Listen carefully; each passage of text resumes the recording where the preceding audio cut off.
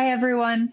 Welcome to the Water Research Foundation webcast on Project 4907, Leading Water Utility Innovation. We're excited to have you joining us today. My name is Sydney Samples. I'm a research manager at the Water Research Foundation, and I'm going to be moderating today's webcast. Before we get into all of the exciting parts where you hear directly from our project team, let's go over a little bit of housekeeping.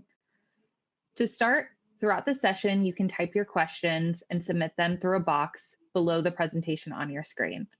We'll take as many questions as we can after all of our presenters speak. The slides and a recording of the webcast will be available on our main website. You can also download the slides now, as well as access a link to the projects page under the events resources on the bottom left of your screen.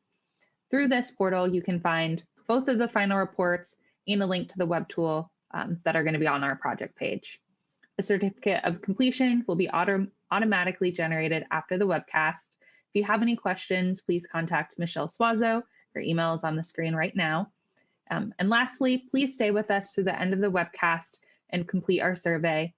This helps us improve our webcast and make sure that we're providing topics that you're all interested in. With that, let's jump into the most exciting part, which is going to be our presenters. We've got three really great ones lined up for today. Two from Arcadis, and one from Louisville Metro Sewer District. Jason is the Vice President and Business Advisor and Innovation Growth Director at Arcadis. For over 26 years, he's worked with utility leaders to address emerging issues and develop best practices in water utility management. He specializes in helping utilities build future-ready organizations through strategy, innovation, operation excellence. He served as the PI for both 4642 and this project, 4907, on utility innovation. Next, we have Johanna Brunner.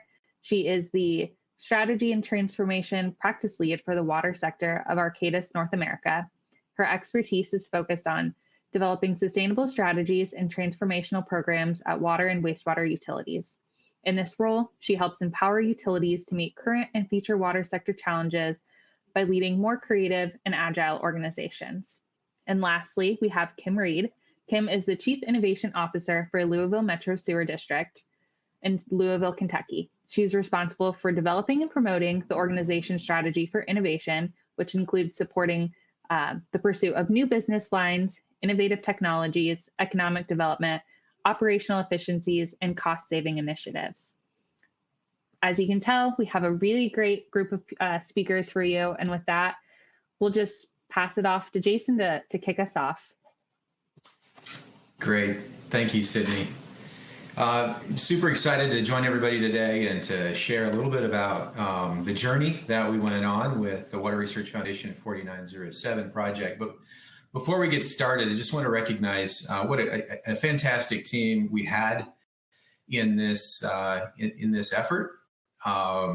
We had great leadership from Water Research Foundation, specifically Jonathan Cuppett and Sydney Samples as our project managers, going through the execution of the work and then really getting us to the finish line and publishing this work and making it available on the website. We also had a fantastic pack, demonstration, utilities, and project team, really tireless efforts from each one of these groups, and really some great insights from all three of our demonstration utility partners, Kim Reed, John Norton, Keith Tyson, and their respective utilities, as well as I just call out Ed Means and Colin Chapman from Urban Utilities as some really key partners throughout this effort. So I just want to thank them for that. Today, we're really going to focus on a couple of things, right? One is that this is going to be an overview. The other is that we want to give you part of that is giving you a sense of what's in the 4907 project. As you'll see, there were several resources that were developed as part of this effort.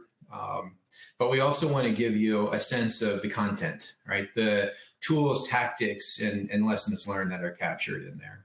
So through the presentation today, we're going to not only hit the overview of the resource, we want to give you a little insight as to what we learned about challenges for utility-led innovation, and provide you an overview of the approach for developing meaningful innovation strategies and provide a few tools and tactics for engaging staff and your workforce and fostering, really creating that culture of innovation, and as well as an approach for really assessing and building more effective innovation partnerships. And we'll get into each one of these topics as we go through the session today. But this all starts with the first Water Research Foundation project that this team executed, which was the 4642, Fostering Innovation Within Water Utilities. This was published in 2017 and was a collaboration of 50 water, wastewater, stormwater, and flood control utilities, as well as the leading water professional associations.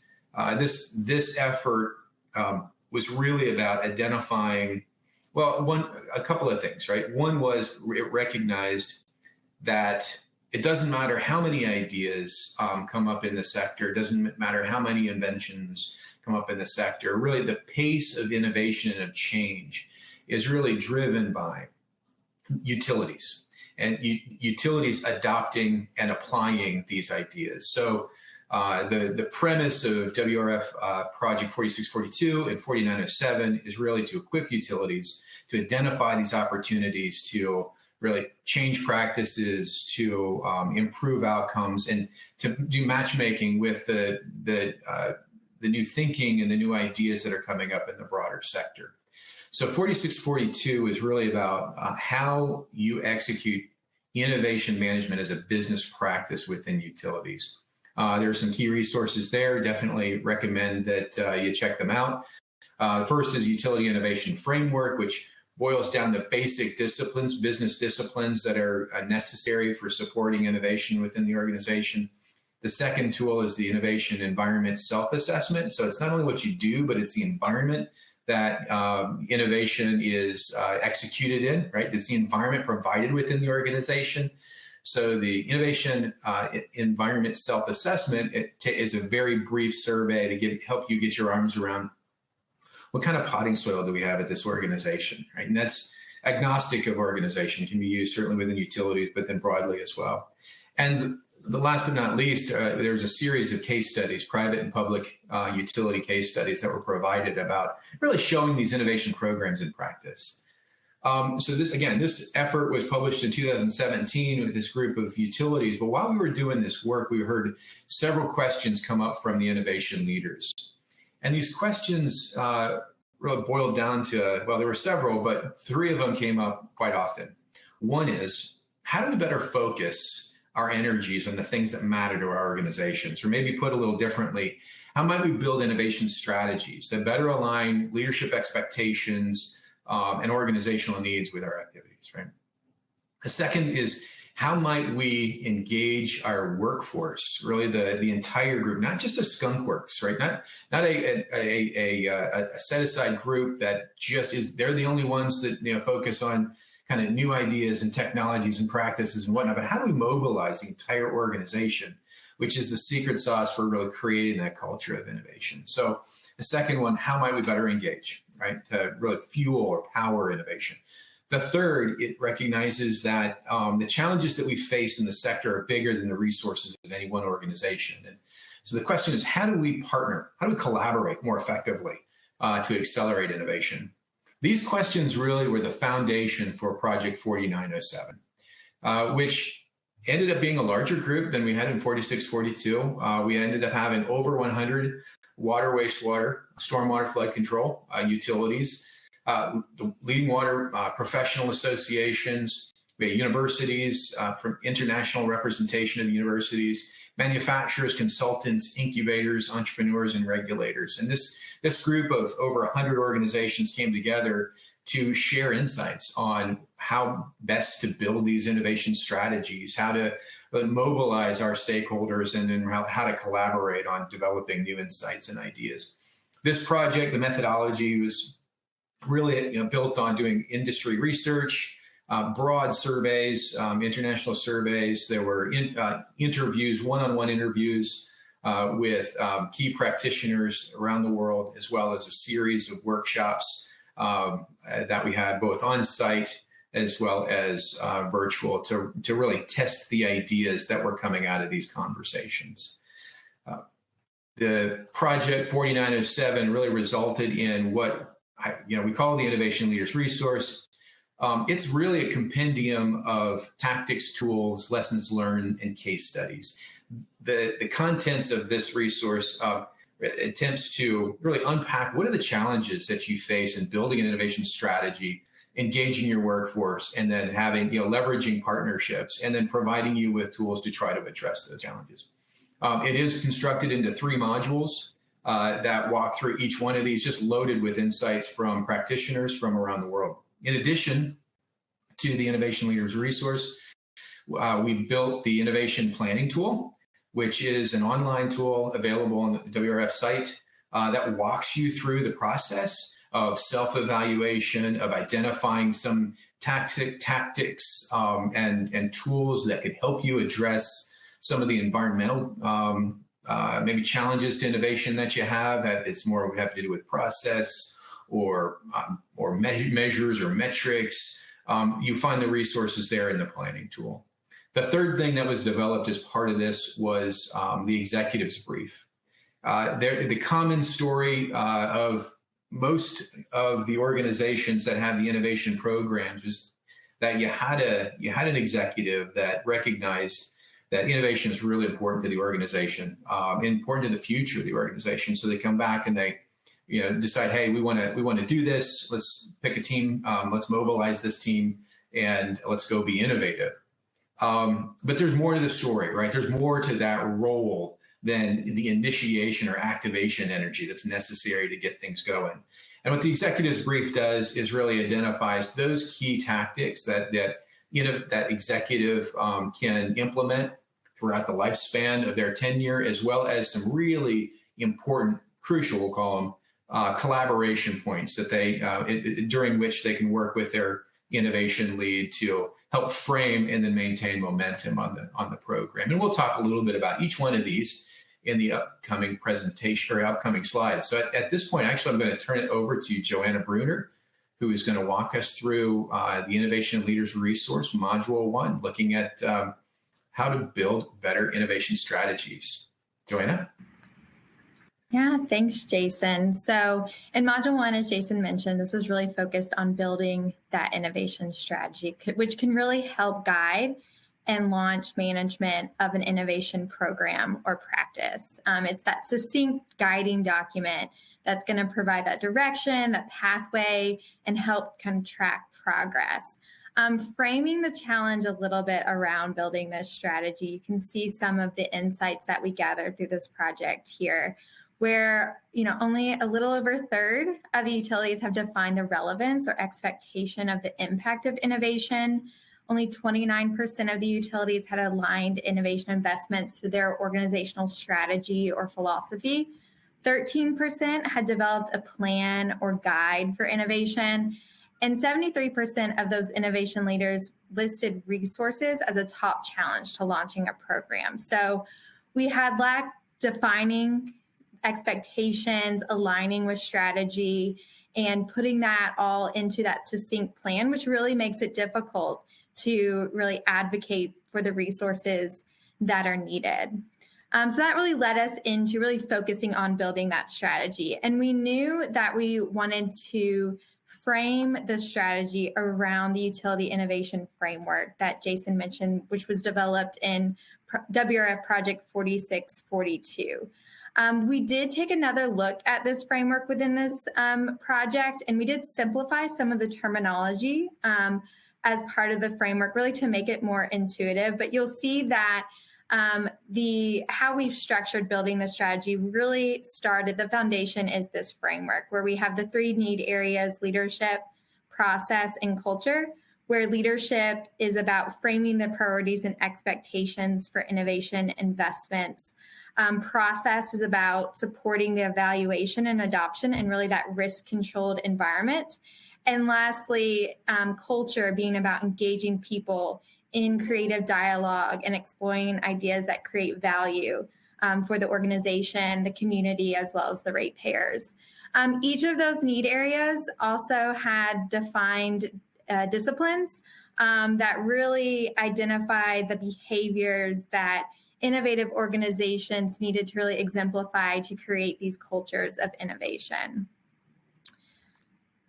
We started out by really figuring out what's the journey that organizations and innovation leaders have taken to develop these innovation strategies. And you can see kind of all that work that was done throughout the project in the image there on the right. And at each one of these steps, we identified, what are the questions and the activities and the tools that the innovation leaders are performing, as well as what are their pain points at each one of these steps, and what's that. And you can see the emojis were our empathy map, or what's the sentiment of the innovation leader at each one of these steps. So we took this and simplified it into the three key steps for developing the innovation strategy, which were learning and aligning, so defining the relevance of innovation and tailoring it to the organizational philosophy; drafting and pitching, which is all about developing that guiding document; and then negotiating investment and support for implementation. And then that last step is deploying, so executing the strategy and engaging the organization throughout that execution. So we did want to provide a little bit of insight into how each one of these steps are performed. Within the resource, you'll find objectives and tactics that are necessary to complete each one of those steps. But as a high-level summary, one thing we see is that there's not a one-size-fits-all solution to developing this strategy. Innovation leaders must complete this three-step journey really to create a tailored approach that aligns with their organizational philosophy and the culture at their organizations.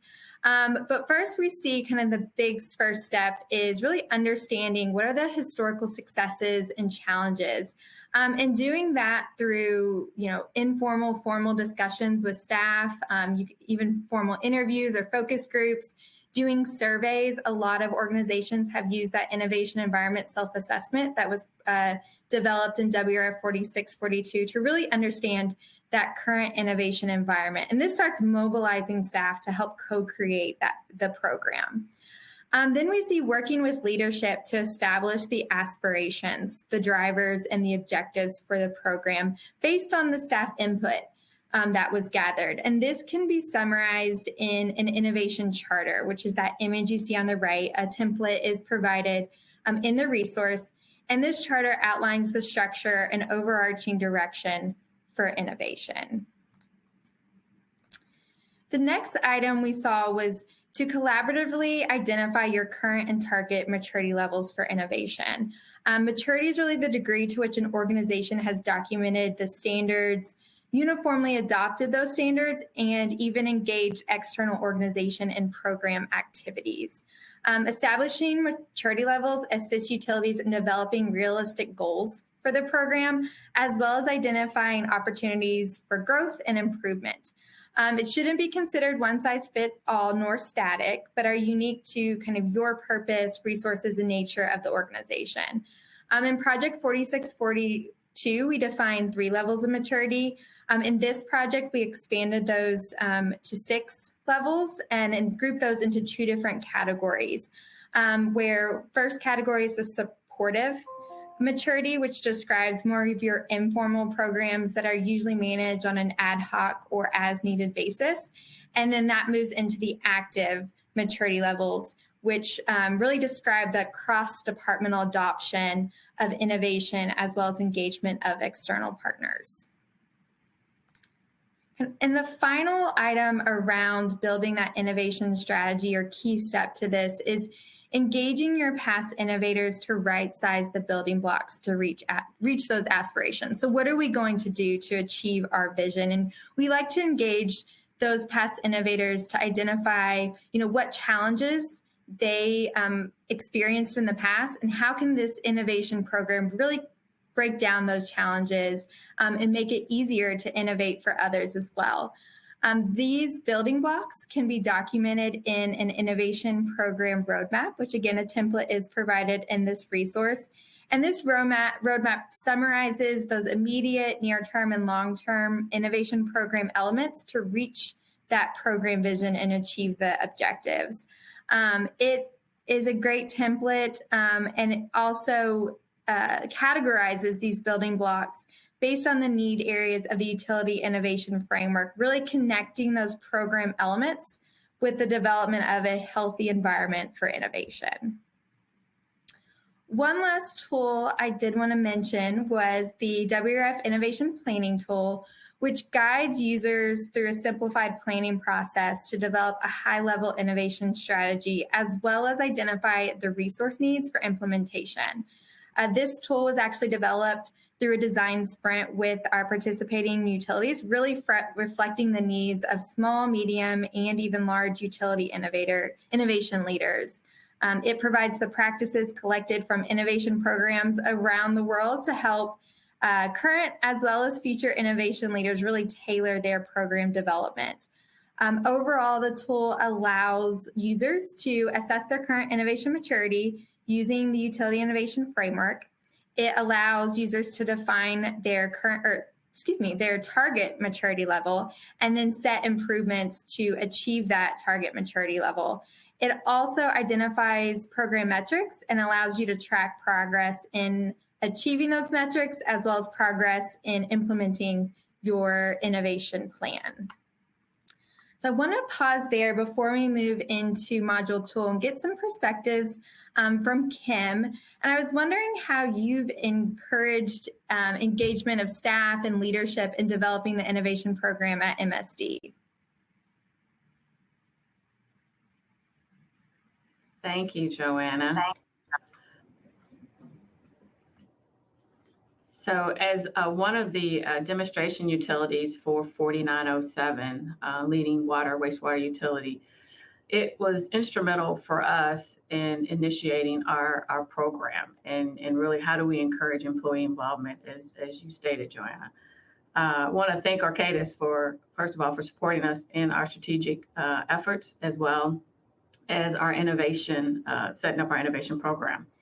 Our journey really started with our strategic planning. So our top leader, Tony Parrott, our executive director, stated back when we started our strategic planning efforts that we needed to ensure that we were being innovative, that we were thinking outside of the box, that we were coming up with new and better ways to offer the services that we provided to our community. And establishment, which led to the establishment of innovation. So innovation is kind of at the baseline for our strategic efforts. And within a lot of the critical success factors we have, innovation is part of that. It also came with setting up an actual innovation department, which I currently lead. And then that started with the creation of an innovation team. As we stated, I think Jason stated earlier, resources sometimes are of concern, but we wanted to ensure that we engaged across the organization. So we developed an innovation team of diverse individuals within different departments throughout MSD, who quite frankly volunteered their time, which to me said a lot about the interest in innovation and the support of innovation throughout our organization. So as we started to establish what is the vision, what is the mission, what are our strategic goals, and even to the point of developing a definition for our organization, what do we mean when we say innovation, which to us has been more than just technological advancements. We really want to ensure that we are being fit for the future. I know we like to use that term. And how do we do that? We do that by ensuring we're focusing on the right things. And so that team helped with kickstarting all of those efforts in the early days. The other thing we did, as I said earlier, we had our executive director whose vision was let's really get involved in innovation.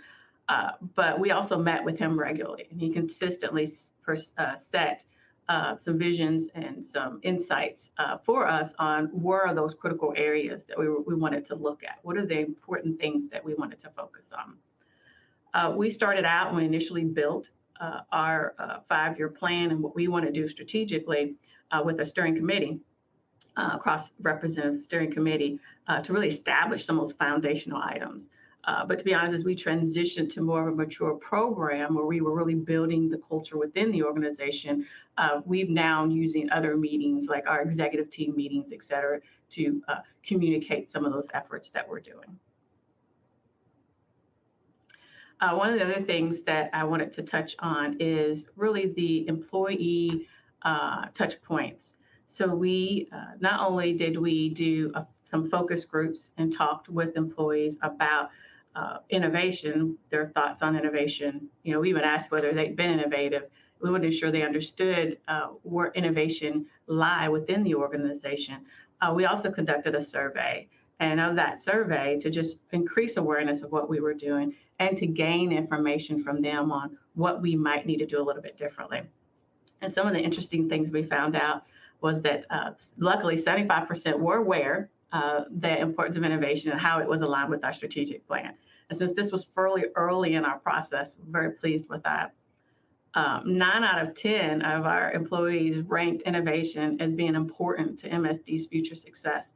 So again, that sends an even more important message that as an organization, we're already thinking about what can we do differently. And then thirdly, 58% said that they themselves felt that they had done something that was innovative, which was already speaking to that building of a culture of innovation in the organization. When we set out through our strategic efforts to include innovation, one of the main things we talked about is we need to build that culture, because innovation can't necessarily just be one person or one department. It has to be the organization really thinking about how do we come up with solutions to improve the organization as we move forward. And the more you build that culture and you get those ideas in, the better we can, more successful we will be. And so I was very pleased, being new to this role and new to the organization, quite frankly, that we already had some amount of an understanding and I guess respect for the potential value of innovation within the organization. And I'm going to hand that back to you, Joanna. Thank you. Thanks, Kim. And a great segue into module tool 2, which is all about how do we engage the workforce in innovation.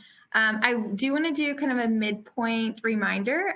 If the audience has any questions, don't forget to submit those for us at the end of our session today.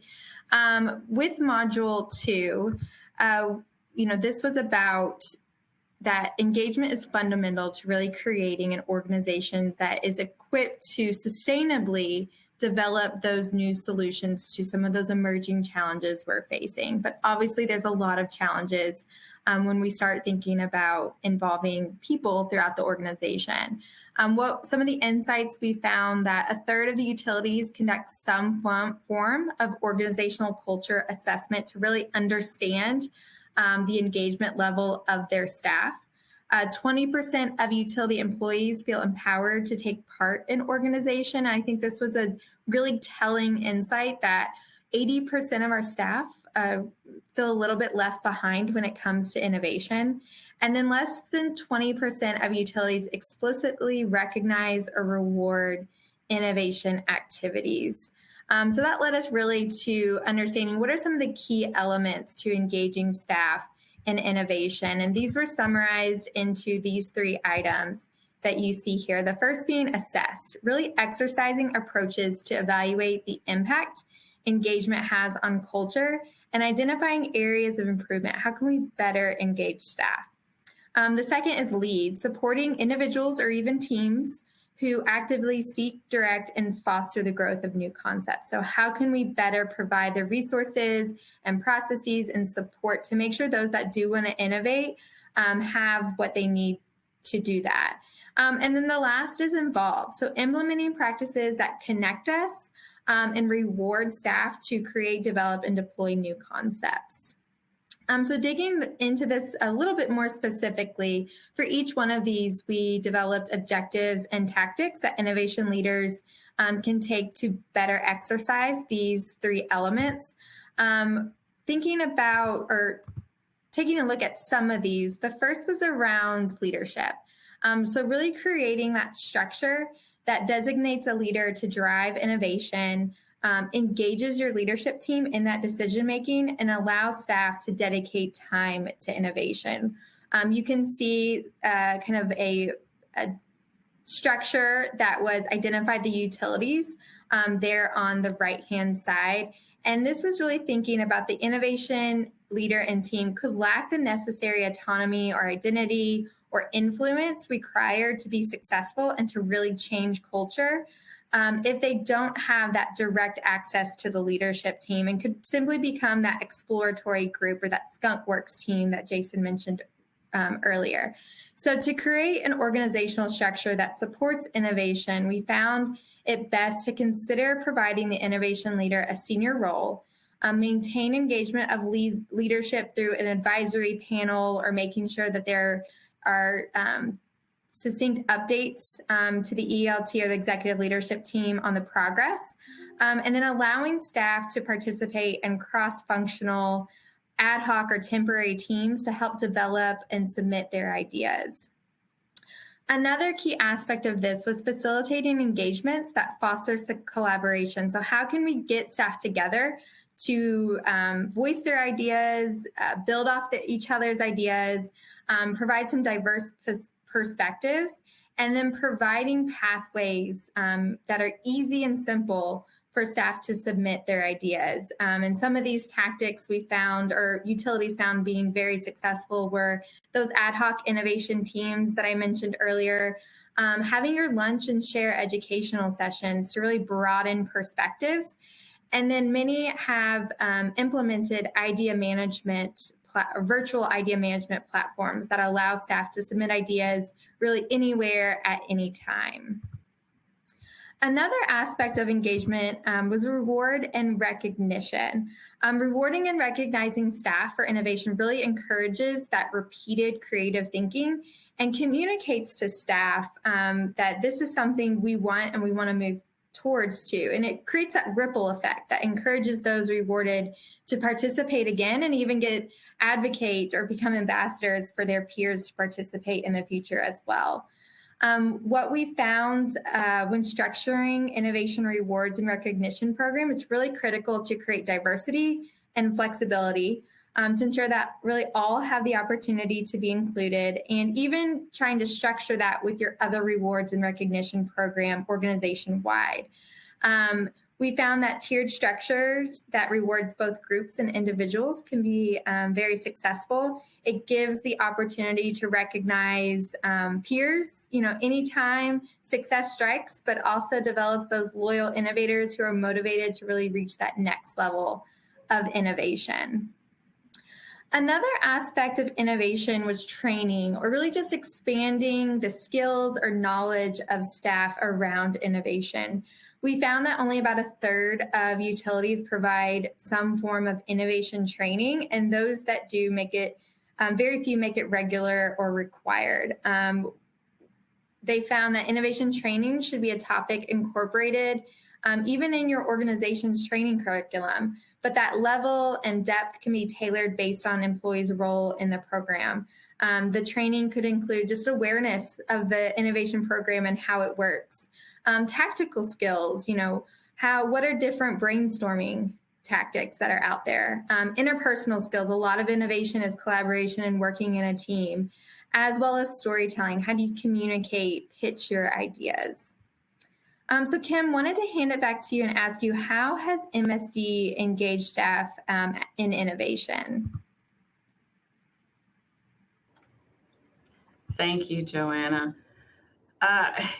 We've taken several different approaches to engaging our staff. One of the first things we did early on in our process was utilizing design sprints. It was a great way for us to identify challenges, really figure out how can we work through some of these challenges to come up with more innovative solutions. Or even if we had an idea where there was a defined solution, how do we drill into that a little bit more so that we're really clear on what the steps that is going to be required? What are those stakeholders? What are those key partners? What is the cost? What are the customer perspective? All of the above. And it allowed us to frame up, these projects more thoroughly. And it also was a great opportunity for us, again, to engage the employees in those specific areas. because a lot of these projects that we're identifying, we're working on, are projects within the various different areas within the organization. And so as they say, Kim, I'd like to do, we had one project that was specific to a cost recovery that we did a design sprint on. And they said, we'd like to figure out how we can move this forward. Can we do some analysis on the type of costing we need to do? Can we look at how do we make this customer centric? All the above. And, it resulted in us working with them to do the design sprint to scope that project out, which led to them recovering funds of, I think, in a ballpark of, I don't know, somewhere $900,000 or so a year. So, that's one of the ways that we moved forward with doing some of this employee involvement is let's do a design sprint on this idea and let's figure out how we can all work together to move it forward, which, again, definitely fosters buy-in when you do it that way. The other thing that we did was we wanted to engage more. So as I stated earlier, we had myself and we had maybe one other person, and we had this team that really volunteered their time. So you don't have a big group of individuals that are really trying to move innovation forward. So you need to reach more individuals throughout the organization. And so we developed an ambassador program. And then the ambassador program, in addition to our team members, they were throughout other departments as well. So the idea is to, allow ourselves to get a larger footprint out throughout the organization. They would serve as the liaisons for our innovation efforts, for the department, for the team. They would promote, innovation, supporting some of the new ideas and challenges that came up, as well as help with some of the activities and different efforts that we had going. And so we started with a smaller group. I think, we've had it going for a couple of years now, and I think we have 6 right now, but with the idea that, okay, let's firm that up, but then let's figure out how can we continue to add ambassadors so that everyone is not only aware of the innovation program and that it exists, but also how we can help move some of these ideas and help solve some of the challenges that are out there within the organization. The other thing that we did that we've been really excited about is, again, we're trying to build this culture, and not only a culture, the excitement about innovation. And so we've done a couple innovation days where this was an opportunity for folks to come and showcase different things that they're doing in their area for others within the organization. So they're talking about different technology that they're using, or maybe different equipment that they're using, or a new process that they recently put into place. So those are the things that it allows us to take a few hours into the day and go out and see and learn about what others are doing and how they have been able to really think outside the box to solve some of their challenges, or to even improve how they're functioning operationally. We also did an innovation Shark Tank. Actually, we've done 2 of those thus far, and it is like a Shark Tank. So we have employees come in. I think we've been averaging about 10 pitches each year for the past 2 years. We have our top leader, executive director, Tony Parrott, as a judge, and myself, and we usually have 1 or 2 others. We've invited our board members to serve as guest judges for our Shark Tank, which has been really good and eye-opening for them to see all of these great ideas that our employees have.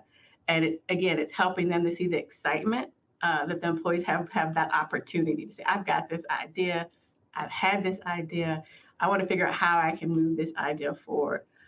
It's a Shark Tank, it's a 5-minute pitch, and it's not anything where we're forcing them to do a lot of work where they have done a lot of research, but more of a, hey, let's hear that idea, and then later on we go back with them and hash it out a little more to understand more about what the idea is and what we can really do to move it forward.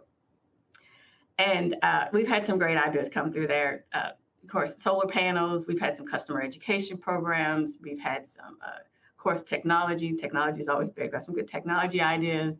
But yeah, we've got several things that have come through the Shark Tank.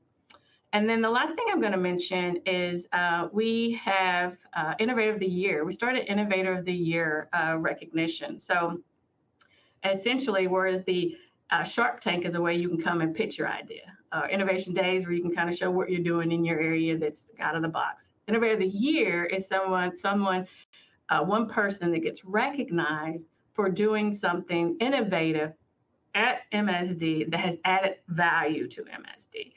And we had our first Innovator of the Year winner last year, Mr. Tony Woods, and he came up with some ideas to enhance our recycling program that we had. And so the way our program works is we ask folks to nominate. So it's an open call. Nominate an individual, yourself, whomever, who you feel has implemented something innovative that has truly added value to the organization. And then we cast it back out with all the names, with all the information, and then they vote on it. The entire employee population votes. Everyone's vote counts once. And then at the end of that, again, whoever wins, then we recognize them as Innovator of the Year, which ends up with awards and pictures with our executive director, myself, and all the above. And it's been a good way, again, to encourage that idea of keep thinking outside the box, keep trying to do new things, and giving Tony, again, another opportunity to encourage our employees to do that and to show his support of being innovative and of our innovation program. We are currently in the process of doing our Innovator of the Year. We've already had our nominations and we're voting now. And so we'll have a new Innovator of the Year, or a second Innovator of the Year for this year sometime next week. And I'm going to hand it back to, I don't know, Joanne or Jason. I apologize. Yeah, I'll take it from here, Kim. Okay.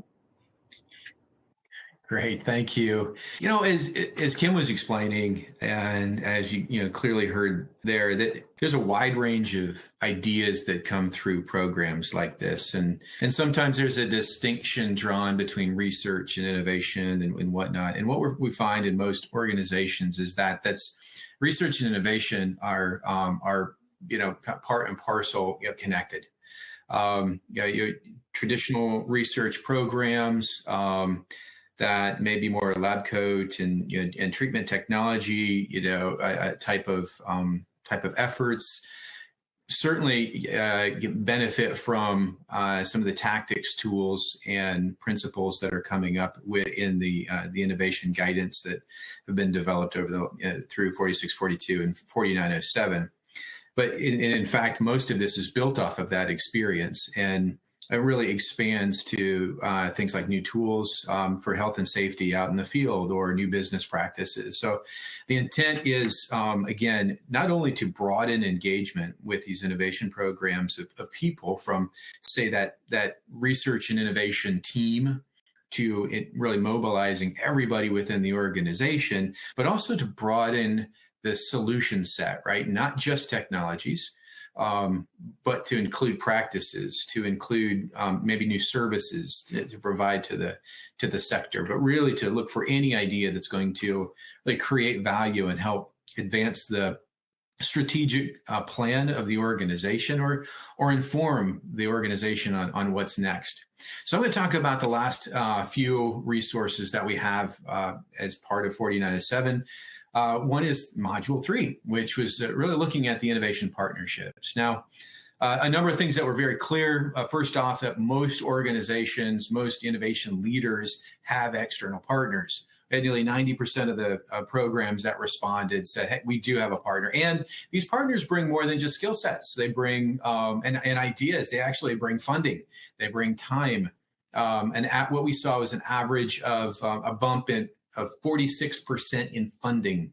So this is co-funding for innovation within these organizations. So definitely beneficial to partner from a resourcing standpoint, which we, as Joanna mentioned earlier, is one of the key challenges, and also from an insight and skill set perspective. Unfortunately, we also heard that only about a quarter of these partnerships meet expectations, meaning achieve the aspirations that were set out at the beginning. And this is, again, unfortunately, very typical. The broader sector outside of the water utility world is about 1 in 4 partnerships deliver on expectations in the innovation world. Digging a little deeper as to why that might be, we asked questions about how these innovation leads felt about being equipped for building these innovation partnerships and guiding them. And very few, 15%, said they had the resources, the training, the understanding that gave them the confidence that, hey, we can set a foundation that will be successful moving forward. And so we wanted to explore this a little bit further as part of 4907 and really unpack what's really going on here. And the first thing we had to do is to really define what we mean by innovation partnership, and our innovation ecosystem is sometimes used. It's really a collection of organizations that work together to discover, develop, deploy ideas that bring value to their organization, their community, maybe their customers. And the way that utilities are engaging them, sometimes it's a standing team that has an array of, say, manufacturers, universities, consultants, and whatnot that have different skill sets or resources that they bring in as they need them. Sometimes it's project by project engagement. Once they've scoped the idea and they need help with a very defined phase of mature or evolution for that idea, they'll bring somebody in to help move that needle. The role that these partners play in these networks or these ecosystems range from doing horizon scanning, what kind of opportunities are out there, what kind of new ideas are out there, ranking them, exploring them to prioritize those from a standpoint of evaluating them for that organization, potentially scaling and applying. In other cases, it's commercializing or monetizing. But there's a wide variety of ways in which utilities are engaging these external partners. There's also a wide variety of partners. So we saw utility programs that had anywhere from 12 external partners to 70 external partners. As you can tell, there's quite a management burden that comes along with having 70 external partners. But we're going to get into a little bit of that. But also the diversity of these partners was pretty impressive, with utilities engaging universities, research organizations, suppliers, manufacturers, general industry, sometimes governmental agencies, incubators, entrepreneurs, and whatnot. So really a wide range. And there's a challenge in this as well, right? Because you can tell that these partners are coming from different sectors and they operate on different cycles. They make decisions in different time frames and in different ways, which starts to give you a sense of why or how these connections or partnerships might not execute in the way that was originally anticipated. So we wanted to dig a little bit further into that, right? This idea of these utilities not feeling equipped, kind of pull that apart and to understand equipped to do what, right? When you're setting up a partnership, what are you thinking? What's in your head about what kind of foundation you need to set? And so we surveyed the utility partners and found that in pretty much every dimension of setting up a partnership, there was room for growth. Everything from recognizing the need for a partner to identifying what partners are out there, to then really figuring out what's that fit between the utility and the partner. Negotiating terms was the best kind of best equipped area, I guess, that we identified here. But then also that moves into, managing and maintaining that relationship moving forward. So given this, we recognize, look, the challenge in our partnerships are really twofold. It's about dialogue and it's about discipline. And so what we wanted to do is create a very simple framework for these innovation leaders to use and apply to build better partnerships. And it boils down into we call them three dimensions of fit. The first one being the strategic fit, so making sure you're clear about that beneficial value exchange between the partners and alignment between your need as a utility and what their capability is to deliver on that. The second is our operational fit, right? So it's alignment of governance, or at least understanding how decisions are made within the organizations, what kind of business cycles people are on, what's the measure of success, how do we know we're making progress? And are aligned with the things that we think we hold of value, right? We're aspiring to. And then the third dimension of fit is human. And this is really alignment on the core values and behaviors of the organizations involved, right? This one comes to bite us often, and especially if collaborators are new to the sector in the water sector. This one, not that it's a bad thing, it's one of these things that tends to get neglected. And so again, we wanted to make sure that we, are providing the resources for organizations to really have dialogue as well as a kind of a disciplined approach within each of these. So within the Innovation Leaders Resource, we identified some of the common challenges with that strategic fit. And not surprisingly, it really has to do with ill-defined need for that partnership. Sometimes we partner to partner, right? And as well as the value in that exchange. And the value in the expertise. And so there's a couple of tools in the report. One, a very simple matrix. It's a 2x2 matrix that it really asks innovation leads to evaluate their ideas in their pipeline by risk and by resource requirements to identify what are those specific ideas or challenges where we're really going to need a partner on. Right. And then further, it's getting specific about what is it that partner is looking for from us and what are we looking for from them. So there are some different perspectives on that are, as you might guess, as to what that partner is seeking, whether it's data or a testimonial or a sale versus what the utility is coming to that relationship with. So having that dialogue and being specific about what each party expects to get from that exchange. The next is making sure that the paper matches the purpose, meaning what kind of contract do we need in order to support this arrangement, this operational fit? Is this transactional, kind of a traditional partnership? Is this more of a strategic alliance? Is this more of a memorandum of understanding? But laying out that framework and using the appropriate documents and contracts for those.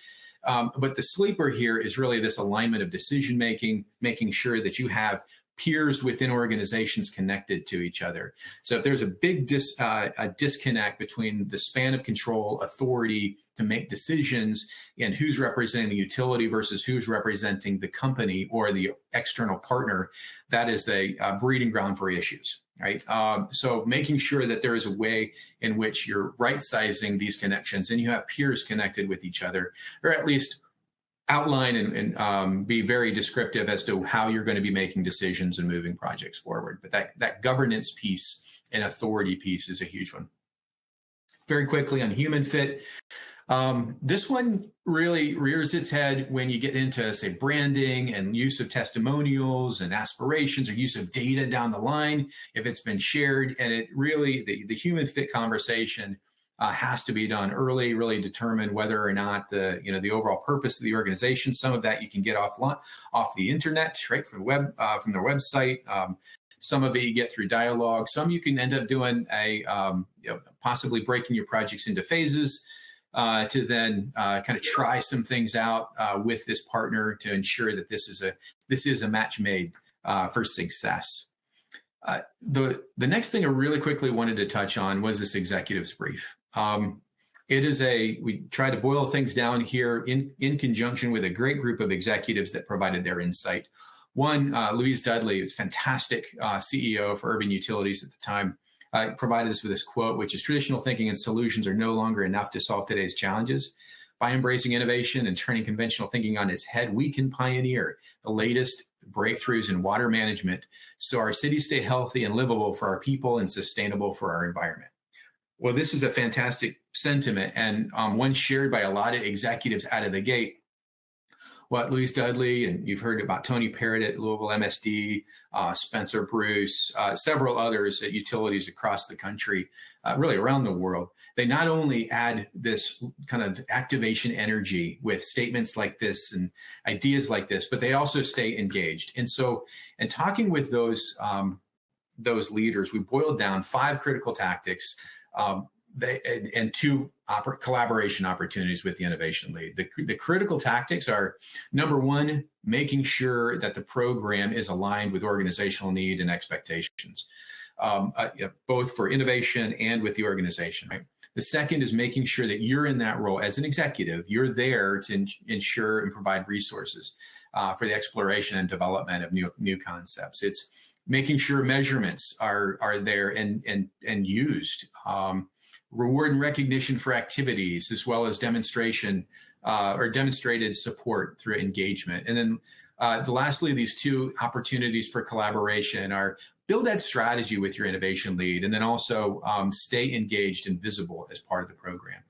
So I'm going to stop here and turn it over to Kim to really give a snapshot of what an executive director, an engaged executive director looks like.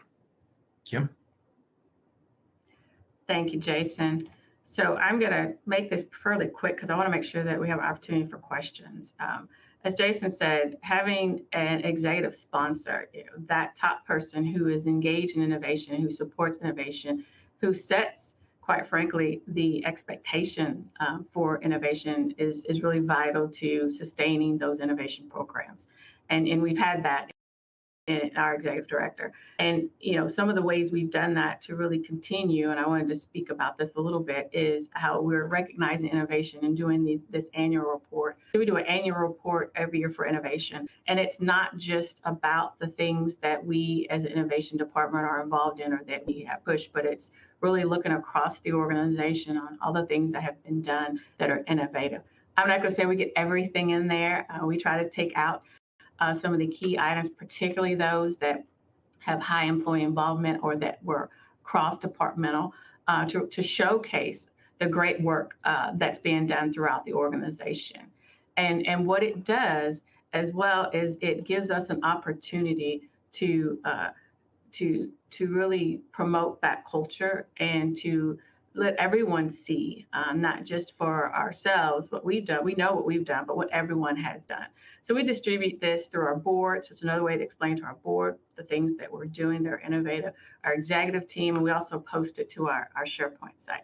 So I'm going to keep that short, like I said, and I'm going to hand it back to you, Jason, to close. Great. Thanks, Kim. So the last slide we'll show here is, let's see here, a list of project case studies. So we have, as I mentioned, a series of case studies. There are 20 different case studies that are available, as well as over 100 different tactics in the report. We just encourage you to check it out, and really you'll find, we believe you'll find the resources you need to really help promote and to support an effective innovation program. In the session today, we really hope that you feel that we did address the learning objectives, providing that overview and a couple of approaches and some introduction of some tools, tips, and tricks. And I think at this point, we'll turn it over to Sydney to facilitate questions and answers. Thanks, Jason. We're going to go quickly. We've got a few questions. The first one is going to go to Kim, and it's kind of a really basic but fundamental question. How did you get your innovation program approved through elected officials? How did you kind of get that approval? Yeah, and I'll keep this as short as I can. We are actually governed by a board that is appointed by our mayor. So they would give final approval for programs and positions, et cetera. So as we did our strategic plan, they approved that strategic plan, which again had innovation elements in it. What I will also say is that there were conversations with our mayor and our deputy mayor around innovation.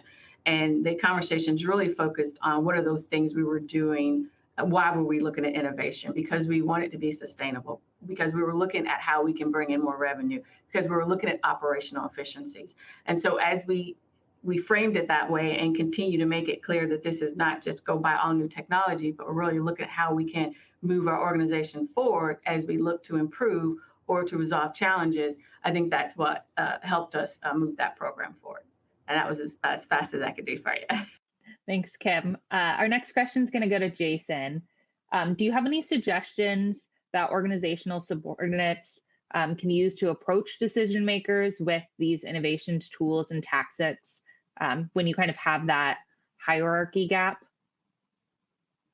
Yeah, I think that the case studies, right, the examples, one of the, in addition to those utility examples that are in the report, you'll find that a number of these utilities have sites on the website, on their websites, and they have videos and whatnot that really show these programs in motion. And that's so that that story is carried and conveyed by these successful programs elsewhere. I think one of the most inspiring things that we've got going on in the sector. So I definitely recommend take a look at the case studies, use those to tell your story, and leverage the resources on various websites. Thanks. And I've got a question. We'll ask both of you kind of your take on it. But how can you build cross-functional teams that generate innovation if they're also specialized? So do you have any advice for building those types of teams? Do you want to go first, Jason? Or you want me to go? Sure, go right ahead. As I stated earlier, my innovation teams and ambassador teams are cross-functional. They're across multiple departments. I think the value that we see is that they do bring that different knowledge. And so as we are looking at new ideas or new challenges, they're looking at it from a different perspective. So it's a matter of bringing everybody together and having the data and having those conversations and collaborating. I'm not saying it's the easiest thing to do, but what you will find is that each of those different mindsets and technical abilities actually provide support what we have found to move some of these ideas forward. You just got to kind of set the groundwork, and you got to make sure that we're all working collaborative and that there's some fundamental knowledge on, whatever it is that project is that you're working on. Yeah, I would just very quickly add, use a design sprint format. I think that is fantastic. Kim talked a little bit about it, but it really provides an opportunity for anybody that's in the room to make a contribution, so that it's a defined discipline, and there are tools and some ideas that are available to innovation leads out there. And if anybody has further questions on that, Kim, myself, Joanna can provide additional resources. Well, with that, I think we're going to wrap up. We have a few more questions, but we might follow up with people individually after the webcast. So I want to thank Jason, Kim, Joanna. Fantastic presentation. I hope everyone got a lot out of this. As we said, they've got 3 key resources that you can look at after this. Thank you to the audience for sticking with us through the end. We've got one last survey to help make sure we have webcasts that continue to remain fantastic.